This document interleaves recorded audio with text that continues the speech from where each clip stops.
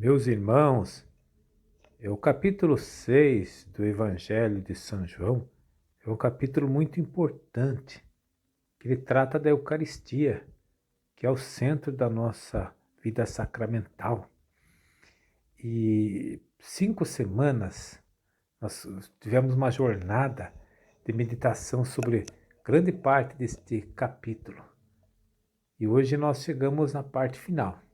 Lembra, Jesus multiplicou os pães e os peixes no deserto, depois ele caminhou sobre o mar e na sinagoga de Cafarnaum ele teve aquele debate com os judeus.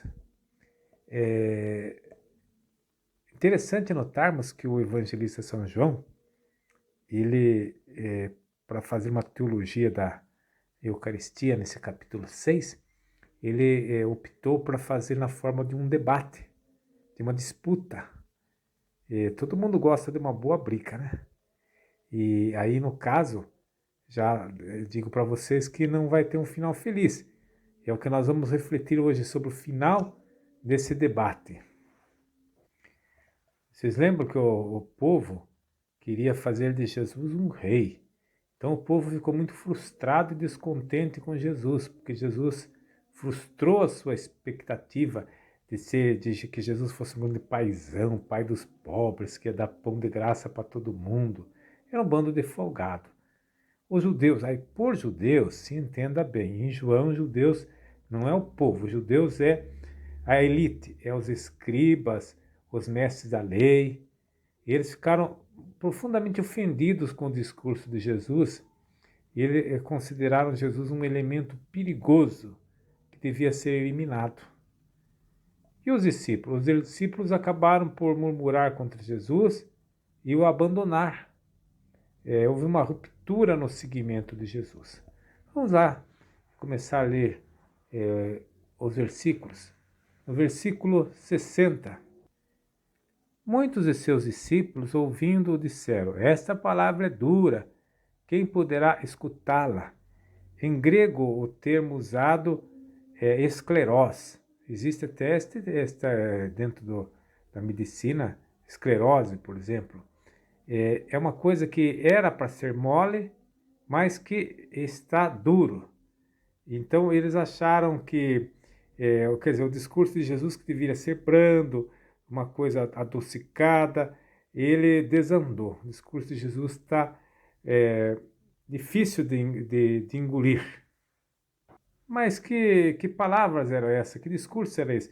É quando Jesus falou duas coisas que para os judeus eram muito graves. Primeira, que ele era o pão descido do céu. Ora, alguém descer do céu é se colocar-se como Deus.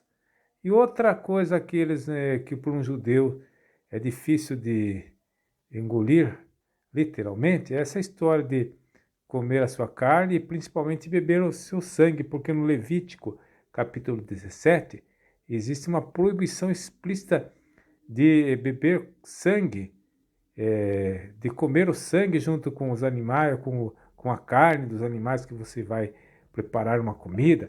Então, note você que para um judeu, o que Jesus falava soava como uma grande blasfêmia. E então os seus discípulos começaram a murmurar contra Jesus por causa disso. Jesus disse para eles assim: se isso vos escandaliza, e quando virem o homem, filho do homem, subir onde estava antes, eles, olha, o tema da murmuração é tirado do Êxodo, né? Que você vê que no Êxodo, lá no Antigo Testamento, você havia a todo momento o povo murmurando contra Deus.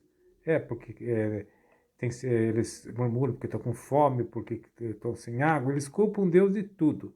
Aqui eles estão fazendo a mesma coisa com Jesus. Eles estão dizendo que Jesus, por assim dizer, não está colaborando em nada com a vida deles. Jesus está atrapalhando. Agora, de forma enigmática, Jesus fala da sua glorificação. E quando virdes o Filho do Homem subir aonde estava antes, ele vai falar do mistério pascal, da sua morte e ressurreição, que ele vai ser glorificado. O versículo 63 é um versículo muito polêmico. olha o que ele diz: o Espírito é que vivifica, a carne para nada serve.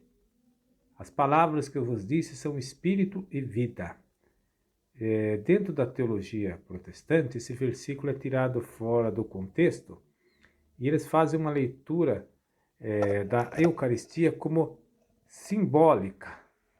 Quer dizer que até hoje é assim. Quando tenho a ceia dentro de uma comunidade de tradição evangélica, eles fazem questão, eles frisam. Isso simboliza o corpo de Jesus, isso simboliza o sangue de Jesus. A tradição católica não considera que esse versículo deve ser lido em todo o contexto e não pode ser considerado a Eucaristia ou a carne como algo metafórico, como uma imagem, mas é algo literal e concreto. Por isso, quando Jesus frisa muito bem, falando, é o meu corpo, é o meu sangue, verdadeira comida. Então, a leitura católica me parece ela um pouco mais adequada e mais, vamos dizer assim, mais bíblica. Você sabe que a Eucaristia, curiosamente, não foi só motivo de disputa naquela época, já na origem, mas até hoje é motivo de disputa e de várias compreensão. E a compreensão católica me parece a compreensão teologicamente mais adequada, que é uma leitura sacramental do que Jesus está falando, do seu próprio corpo, do seu próprio sangue, enquanto Eucaristia no sentido também de sacramento. Olha, se Jesus tivesse usado essas palavras, carne, sangue, no sentido de metáfora, não teria causado escândalo em ninguém. É claro que causou escândalo porque Jesus estava falando isso de maneira concreta. Ele estava falando que ele tinha descido do céu e que o seu corpo e o seu sangue, que é a Eucaristia, são verdadeiros alimentos para a vida eterna. No versículo 64 e 65, Jesus assim dá a entender para todos nós que a fé não é meramente uma opção pessoal, mas a fé é um dom de Deus. Olha só o que Jesus diz aqui. Por isso eu vos afirmei que ninguém pode vir a mim se isso não lhe for concedido pelo Pai. Eu costumo dizer que quando Deus toca o coração da gente, a gente passa a crer, a ter fé, e não por opção pessoal, por escolha. Fé não é escolha, fé é um chamado que Deus faz a todos nós. Aí depois vem o versículo 66, que vai a debandada geral, né? Muitos dos seus discípulos voltaram para trás e não davam mais com ele. Pense bem, sendo você judeu daquela época, você tendo toda a sua formação religiosa baseada no sentido transcendental e de Deus, o Deus é totalmente outro, e de repente vem um sujeito falando que ele é o Deus encarnado, e mais do que isso, dizendo que ele é comida e bebida. Realmente um disparate, um absurdo o que esse pregador fala. Mas vamos continuar, porque aí nós vamos ver uma reação interessante. Porque Jesus não fica chocado quando as pessoas vão embora. Pelo contrário, ele vai para aquele grupinho que restou de 12 e ainda pergunta, vocês também não querem ir embora? Interessante, né? Aliás, aqui me faz lembrar aquele filme A Cruzada. Uma cena do filme, quando o cruzado chegou lá, da Europa, chegou lá em Jerusalém, ele está passeando na muralha com a princesa e de repente, quando dá aqueles horários de oração dos árabes, ele viu que todo mundo se reclinou no chão e ele perguntou para a princesa, o que está acontecendo?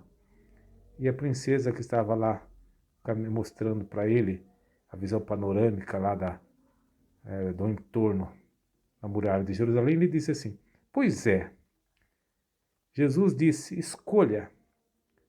Maomé disse, submetei-vos. E é interessante notarmos isso, porque o cristianismo é uma religião de liberdade, de escolha. E a religião muçulmana é uma religião de submissão.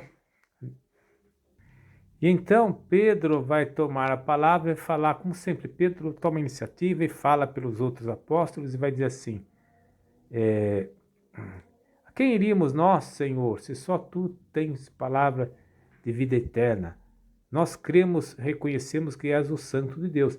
Veja só, esta colocação de São Pedro é um pouco ambivalente. Aliás, como era toda a vida de São Pedro, ele está em processo ainda de conversão, né?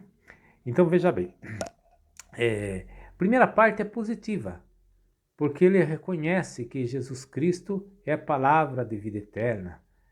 Mas a segunda parte é negativa, por quê? Porque ele aplicou a Jesus um texto tradicional que era aplicado ao Messias. É um título davídico tradicional aplicado ao Messias, o Santo de Deus. Aí é que está. No fundo, ele ainda está mergulhado na concepção religiosa tradicional, aquela religião baseada na lei, no sacrifício, baseada em rituais, em prescrições e tudo mais, ainda não se abriu para a religião do amor e da gratuidade que Jesus Cristo veio falar. Então, aí Jesus Cristo vai falar que não fui eu que vos escolhi. No entanto, um de vós é um